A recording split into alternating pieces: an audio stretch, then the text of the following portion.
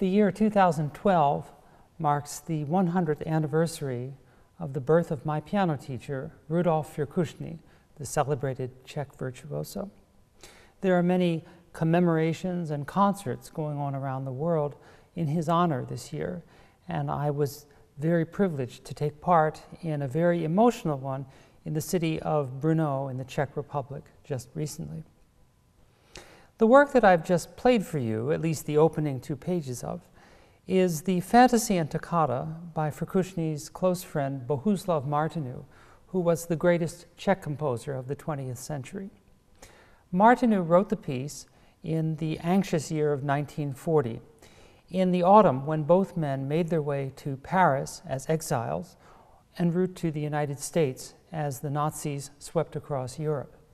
Both men were very lucky to escape with their lives, and there's a great deal of that worry and trepidation and tragedy that infuses this piece.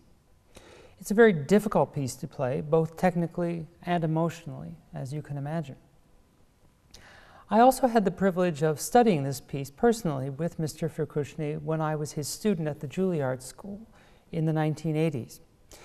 And as much as I enjoyed working on that piece with him, of course, because the piece is dedicated to him, the piece also posed a lot of difficult questions to me. One of the things that I faced was the difficulty in memorizing the work. There were passages, particularly these arpeggiations, that I really just could not figure out. It baffled me how Martinu had chosen the specific notes in these passages, which seemed sometimes a little random to me. I'm pointing to the opening arpeggiation here, and then the similar second arpeggiation that occurs here, and the third and final one here. There are other such passages throughout the piece. I also mentioned to Mr. Firkusny at that time that I thought Martinu must have been a wonderful pianist because the piece was so virtuosic and yet felt good in my pianist's hands. He laughed and told me that that was not the case at all, that in fact Martinu was a rather poor pianist. So this kind of conundrum was in my brain when one day Mr. Firkusny actually brought the manuscript of this work itself to my piano lesson so that we could look at a few things.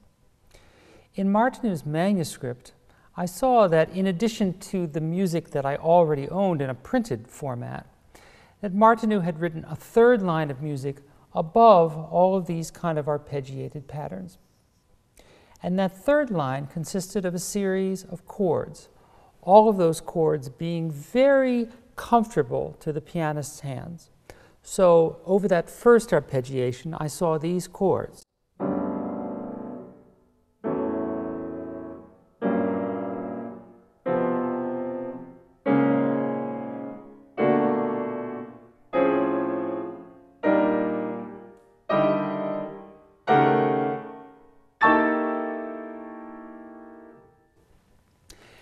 And what Martinu had done was to then break up those chords in a series of smaller arpeggiations. And that's why the piece felt so pianistic to me, even though I couldn't really quite figure out why those particular notes had been chosen. He had chosen those chords for their sound, for their anxious and tortured non-tonal sound. But of course, since each chord fits into the hand, the arpeggio itself is comfortable to play.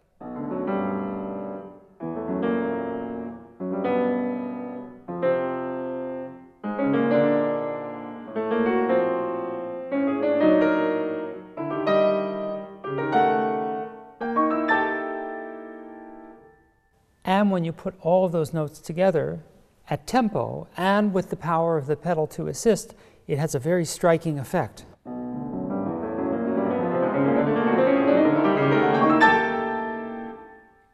And that's why the piece is full of such drama and anxiety.